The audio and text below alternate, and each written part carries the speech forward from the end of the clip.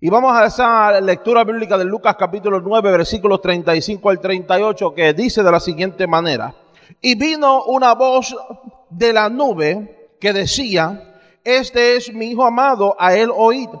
Y pasad aquella voz, Jesús fue hallado solo y ellos callaron. Y por aquellos días no dijeron nada a nadie de lo que habían visto. Y aconteció al día siguiente que, apartándose ellos del monte, gran compañía les salió al encuentro. Gran compañía les salió al encuentro. Y he aquí un hombre de la compañía clamó, diciendo: Maestro, ruégote que veas a mi hijo, que es el único que tengo.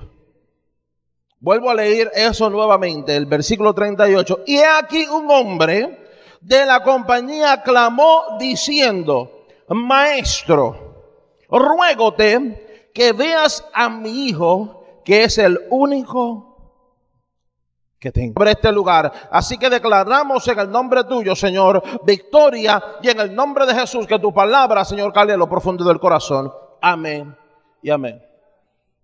Alabanzas al Rey que vive. En el día en el que nosotros estamos viviendo, las imágenes que nosotros podemos ver en la televisión, las imágenes que nosotros podemos ver en el internet, acerca de las grandes catástrofes, de las grandes situaciones a las cuales han sido expuestas diferentes pueblos, diferentes naciones, dadas las circunstancias de terremotos. Lo que ha sucedido en Japón conmovió a todo un mundo entero. Lo que sucedió en Haití conmovió a todo un mundo entero. Y la gente, al saber y tener conocimiento de que había un pueblo que estaba en necesidad, que miles y miles de gente estaban muriendo a causa de un terremoto, de una situación que había impactado a un país, la gente fue movilizada y la gente sintió la necesidad de ir a esos diferentes lugares para poder ayudar en la manera que pudieran, para poder brindar una mano de ayuda.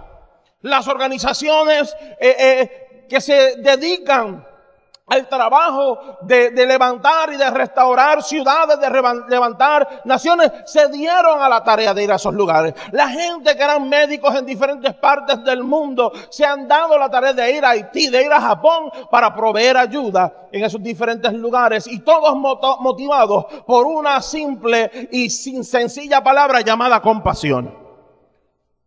Y esa es la realidad del mundo en el que nosotros estamos viviendo. Vivimos en un mundo donde llega guerra, donde hay hambre, donde hay accidentes, donde la violencia existe, donde hay altos índices de criminalidad.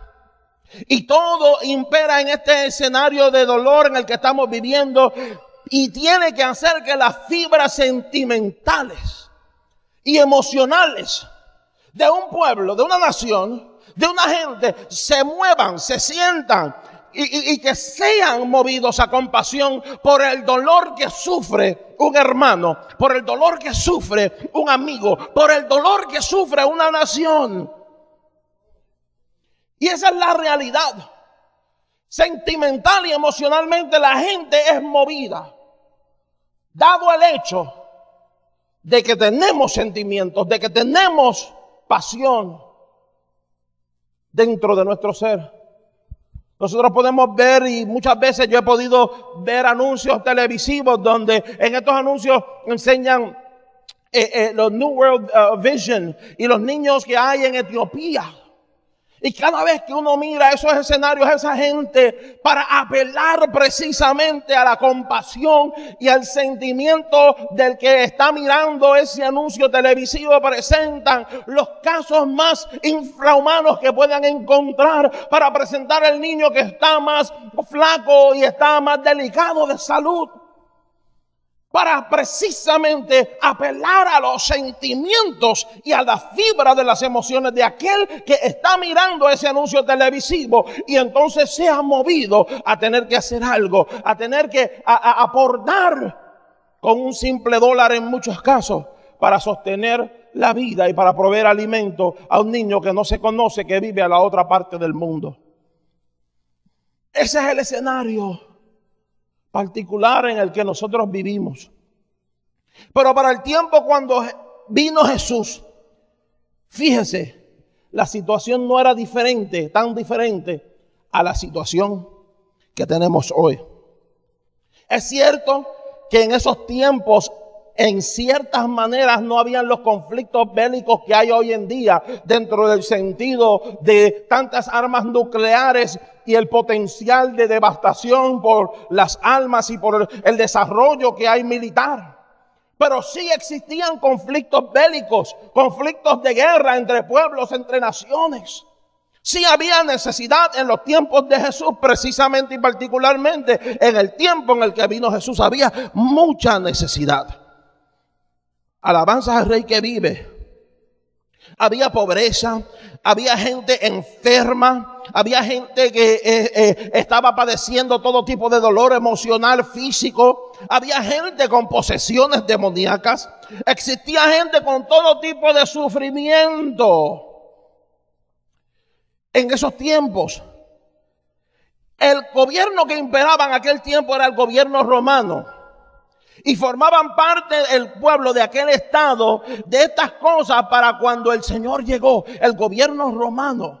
Había todo tipo de abuso. Esa gente en los tiempos romanos eran barbáricos. Se dedicaban a golpear, a maltratar físicamente y torturar a la gente de una manera tan y tan terrible. Había necesidad. Había gente pobre. Había gente enferma. Había gente con dolor. Había gente que habían sido traumatizados por alguna experiencia. Había gente que había sido traicionada.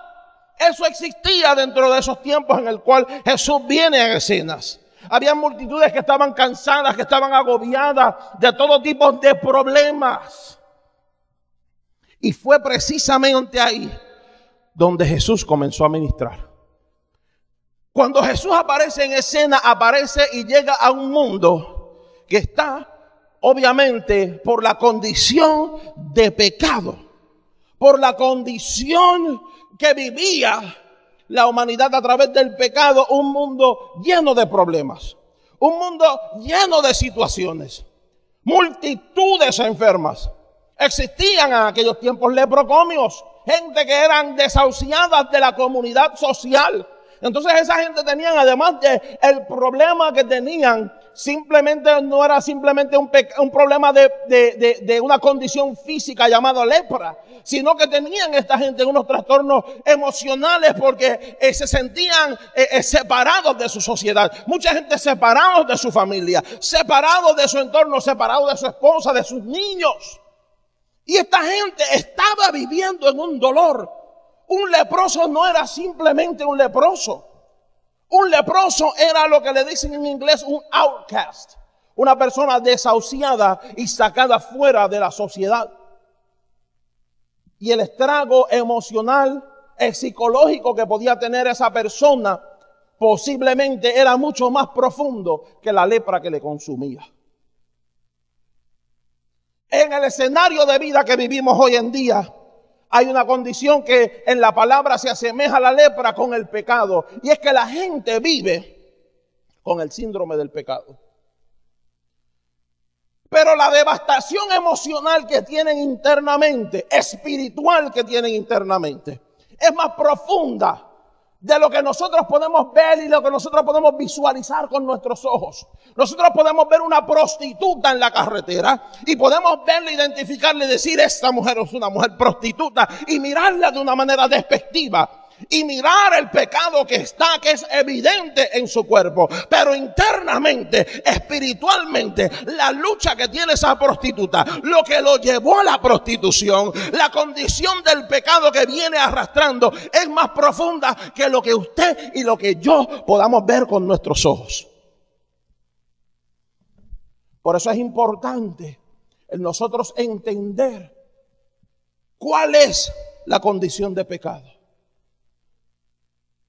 Para no simplemente juzgar y ser tocados en nuestras fibras emocionales por lo que nosotros vemos internamente, sino que entender espiritualmente cuál es la atadura que tiene una persona, porque nosotros, como hemos estado diciendo, tenemos las buenas nuevas, tenemos el evangelio de Jesucristo, que es el antídoto, que es la medicina, que esa prostituta, que ese leproso, que este mundo que está en decadencia necesita, y es el evangelio del Señor Jesucristo, porque Jesucristo vino a transformar, Él vino a traer vida, Él vino a levantar al caído, Él vino a hacer obras de milagros, Él vino a obrar en la vida y en el corazón de la gente, a transformar y a restaurar lo que se había perdido. Alabanza.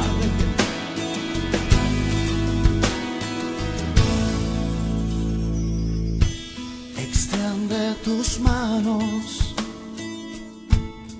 para recibir lo que ha de venir.